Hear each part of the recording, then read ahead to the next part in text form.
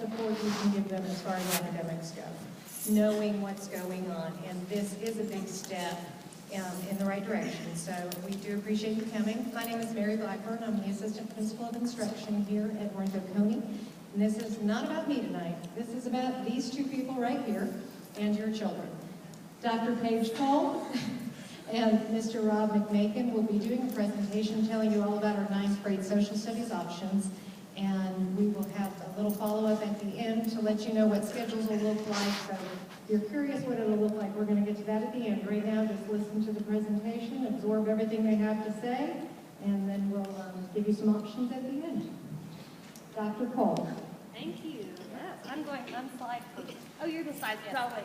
Hello, nice to see you all. Again, thank you for coming out tonight. I know a lot of you have some decisions ahead of you, so we're here to help you in any way that we can, but ultimately you all know your children better than we do, so we're just going to try to present the information so that you all, with your children, can make the decision that fits in your lives next year.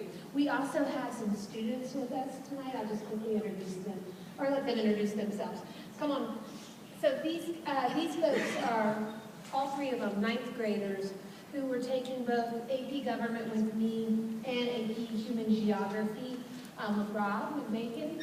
And they'll be here up with us while we're presenting to also field questions and to give a student perspective, because I think ultimately that's what you're here for, to hear what this is like for the students. So real quick, I'll let them introduce themselves. Hi, I'm Melissa. I'm Keith Bloody. I'm Christina. And Mr. McMakin will take us through this a little bit more, but we're going to actually try to field most questions towards them to get a really, truly honest assessment of your choices tonight. One last thing, Keaton, his mother is an 8th grade teacher, Ms. Coletti, at the middle school. So she will be doing some of the, or she already has done some of the referring for next year. And so she's a great asset because she is both a social studies teacher, but also has a son going through AP in 2 classes. All right, so I think we're ready.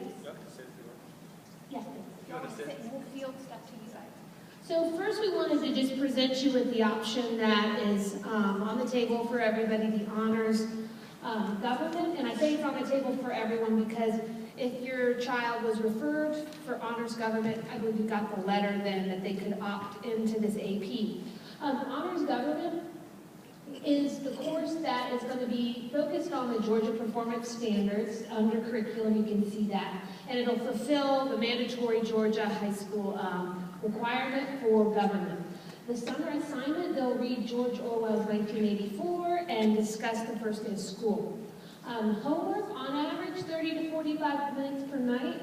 And the classwork activities is a lecture-driven class and discussion-driven. And then they have assessments, usually around 100 multiple choice and matching with 5-paragraph essays. So that's not an easy course. If you're like sitting there thinking, that seems like a lot of work. It is a lot of work. Mr. Rosh and Mr. Shook teach this course. Sometimes we have a couple other teachers float in and out, so we're not exactly sure who will be instructing your child if you go this route next year. But we wanted to give you that just so you know kind of what the baseline is. So that's the honors government, and we can come back to this slide if y'all have questions. I don't want to spend a ton of time on this one. I want to go to the AP. So that's, I think, what y'all are here for. So looking at what is that advanced placement government. So from the honors to the AP, what happens? Well, the curriculum becomes more like political science that some of you may have taken in college. And it's focused more on this assessment that they take at the end of the year, which I'll talk about in a minute. So the curriculum is more nationally driven, not as driven by the Georgia Performance Standards, although those are certainly in there.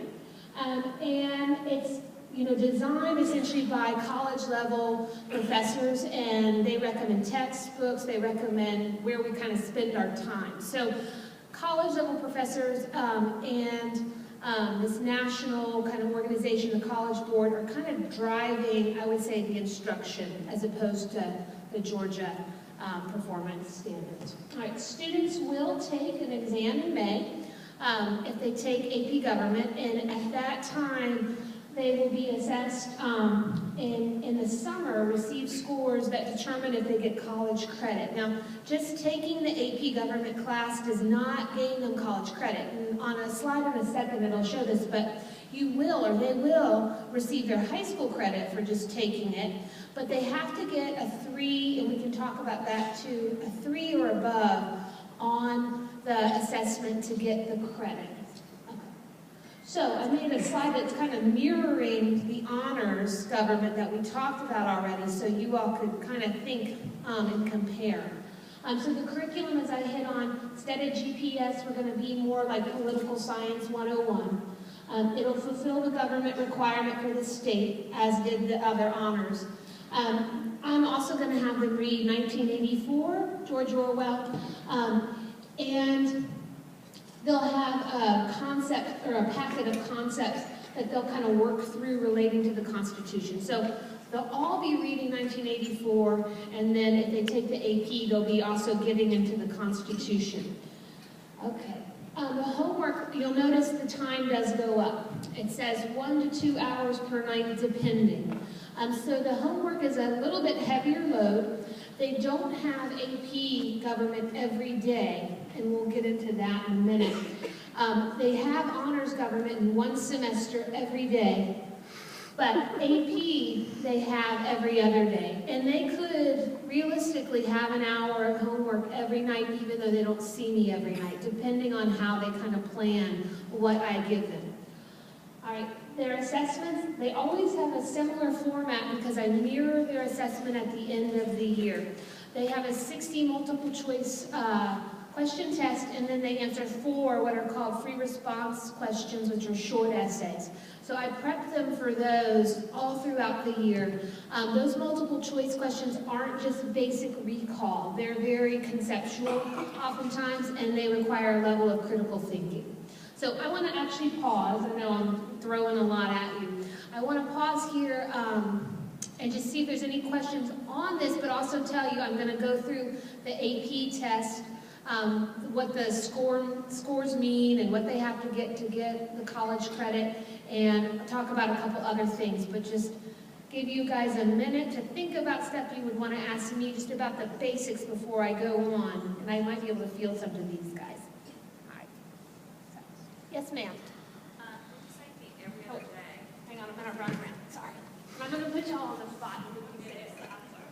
When you say to meet every other day, is that twice a week or 3 times a week? Great question. Okay, so we meet every other day and it's constantly rotating. So sometimes I see your children twice a week, sometimes I see them 3 times a week. Or like next week when we have Monday off, I'll see each of them 2 times. So it's what we call A-B schedule. So it starts usually on the A and then B and A and B, and it changes. Yeah. We have what? We have an example schedule at the end, which is great. All right, am I going to discourage question asking when they can talk? Here we go. What class would we be AB with? We'll talk about that later. You what? That will be discussed at the end of this lecture. Yes. Yes, we're going to let the guidance counselor, Ms. Dooley, deal with that. But that's a great question. Yes. So anytime you do AP Gov, it would be an AB no matter what. Yes, so if you take AP Gov or AP Human Geography, which Mr. McMakin is going to talk about, it'll be an AB. The honors government will be every day, 1 semester. I can go ahead and answer what does an AB with? An AB is with either, our first choice is health and PE, that's a year-long, we can AB that, or band, or forest, or AP Human Geography. So your choices will be those 4 things. All freshmen take health and PE, so we've naturally just made that fit as an AB option to pair with. If you are a band student, a forest student, or if you choose the AP Human Geography, we'll have a check mark on the commitment form that you get to pick which one you want to AB. And in a perfect world, that will work out for you. Sometimes the world isn't perfect, and we call you over the summer and we talk about different options, but usually we'll make that happen. And this is all in print, so you can look at all the options too. And these these folks our students will talk about the choice to AB it with doing the AP Gov and then the AP Human Geography. So they can explain that experience. So my understanding is that the AP assessment test does not factor into the child's score for the class. However, my question really is, do the tests that you give mirror the types of questions that they would have on the AP test and prepare them for that? Great question. Okay, so my tests absolutely mirror the AP test that they take in May. So I actually use release test items a lot of times. I try to keep the same level of difficulty. Like when they get to the AP exam, the College Board exam in May that determines if they get credit, I want them to say it was easier than your test, okay? Sometimes they say that, sometimes they don't. Okay, so I want them to say that. So definitely the prep is there. As far as, what was that second part of the question? That was really it. That was it, okay. Because the score of the assessment. Oh, that was factor it. into there. Yeah, I wanted to hit on that. Oh, that's a great point. So their score that they get on the AP exam, we don't even get those until July. So they've already gotten their grade from me. It's in the grade book. But what we hope at North Oconee, and this is across the board in all the AP courses, we hope that like if a student is sitting in our class and they're getting 100, that they get the highest score on the AP exam, which is a 5, right? If they're struggling in our class, like we want them to mirror in that way too. We don't want it to be, oh, they did all their work, they're, a hard worker, they have pretty handwriting, they're getting an A in AP Gov, but they go to take the exam and, oh, they didn't do so hot. We want it to definitely match up, if that makes sense. Okay. Other questions? So I think we'll go to the next slide. Yeah, so this is about the exam, so that feeds in nicely to this. So the scoring is as follows. The AP test is graded on this 1 to 5 scale. And 3, you'll notice that qualified. For most schools in Georgia, the 3 is going to get them college credit, at least for AP Gov. So UGA and Georgia State, Georgia Tech, most of them are going to take that, or they're all going to take the 3. 4 and 5, it's almost a sure thing. Or like at any, when you get into Harvard, it gets a little trickier, but for any college. So we're shooting for the 3, but we would love to see 4s and 5s. So that's the scoring. And then we put this together just to kind of help you all. Like I said at the beginning, you all know your children better than we do, obviously, and you'll have to make this decision. So these are the characteristics of a 9th grader who should definitely take AP. All right, so we have the good work ethic, highly motivated. I put strong writer, but the writing is not super complicated. I can teach them how to write for AP Government. But as long as they're okay with putting thoughts together and down on paper, we can work with them. Interested in current events and or politics. I think it was, well, somebody in your class, Keaton, was saying it's important that you like the subject, So if you're interested, in these things, that helps. Enjoys debating and discussing ideas, has pretty good grades. Willing to take responsibility for their learning, does well in pressured exam situations, and wants to take a lot of AP courses. So there is a little pressure in these courses. The exams are timed.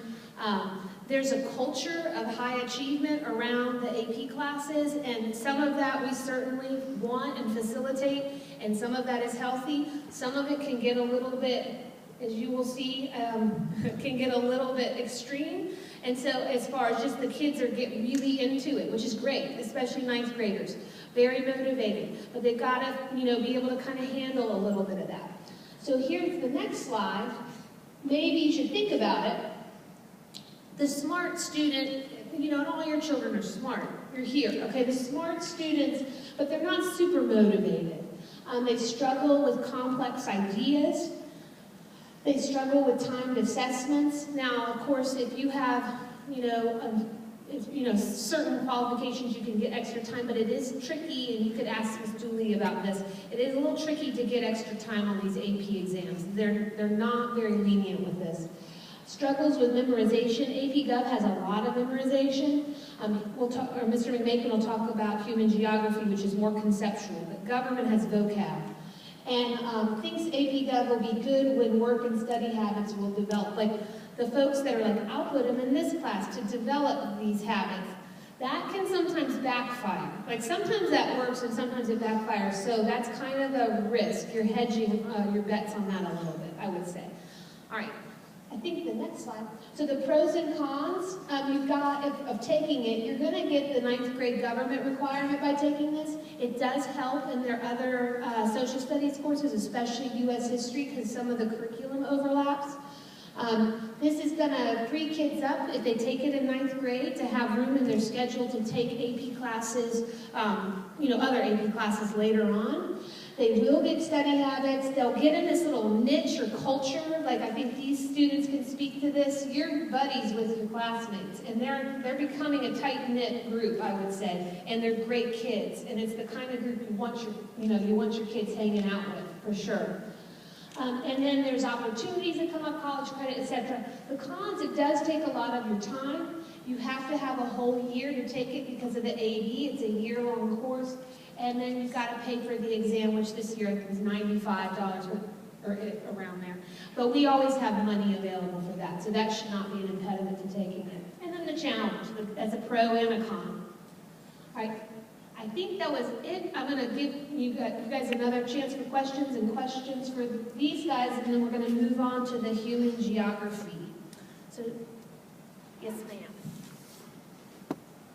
Would we still be taking another social studies class since we're like ABing it in electives? Like, would you have to take 2 social studies classes? No. So every 9th grader is going to take government as their social studies class. You could choose to take the human geography, which then would be 2. But other than that, it would just be government. Like, does that make sense? Does that answer your question? Would it be like replacing the honors? Like if you have honors, it would replace that? Yeah. So it would replace or count as your honors or your regular government class, but your honors since y'all are here. Yes, ma'am. I'll go. If you accept the AP class, in the future years, do you have to take all AP histories? No. You can take this and never take another one. I hope that doesn't happen. I hope this is like the gateway and you're into it. But you don't have any commitment to take any more. Not at all. Not at all.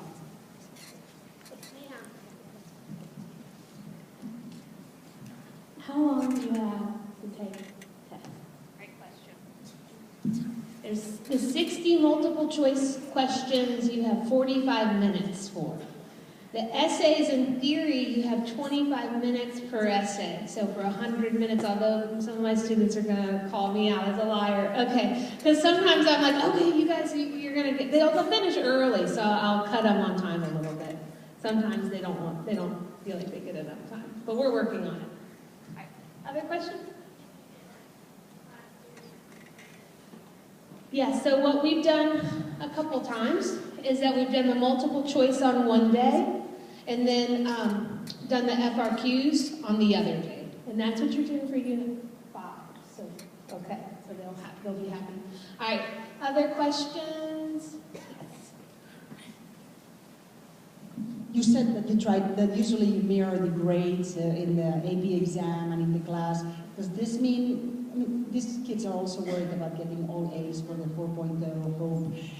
If they get an A, out of those 5 kids, grade 5 in AP, or are they 5, 4, and 3s in AP? We actually don't officially coordinate with the AP, with College Board, so but it's just in theory. We would think that if you're getting an A, that you should be getting a 4 or 5 on the exam, we would think. And if you're getting if you get a 3, we would think that you would be about a B student. This doesn't always happen, match up. But we don't want it where we have what's quote-unquote an AP class, everybody has 100, and then 50% of the kids don't pass the exam. That shows there's something wrong, there's something wrong with what we're kind of doing. So we do watch that. But we are also, as teachers, I'll just be honest, we're under a lot of pressure. Every child wants an A, and they tell us a lot, a lot. And so we're trying to keep our standards and also ease their anxiety and have them be successful. But, you know, that's an issue, and that comes up and will come up for you if they get their first B in AP Gov or their first C, you know. Miss Cole, Yes. I can talk about Hope Scholarship if you want Yes. me to talk about that. Leslie will talk about Hope. It's hard to film. No, I don't want to be on camera. In terms of Hope Scholarship for AP classes, when you're looking at what do your grades mean, in a regular class or an honors level class, a C is a 2, a B is a 3, and an A is a 4. And so if you're looking at the AP classes, a C in an AP class is a 2.5. You get a 0.5 weighting associated to that grade because it's an AP class. Same thing for a B, it's a 3.5 if you get a B in an AP class. However, Hope Scholarship does not award a 0.5 weight to an A in an AP class. So a 4 is the highest you can get, whether it's AP, honors, or regular. AP and dual enrollment are the only options that have the 0.5 additional weighting. So the honors class does not have an additional 0.5 weighting to that. Just wanted to clarify. Yeah, and you said this, but just to reiterate, that's for the GPA and no attachment to the testing of the AP College Board 5432. Yes. Okay. And there was another question. Yes, sir.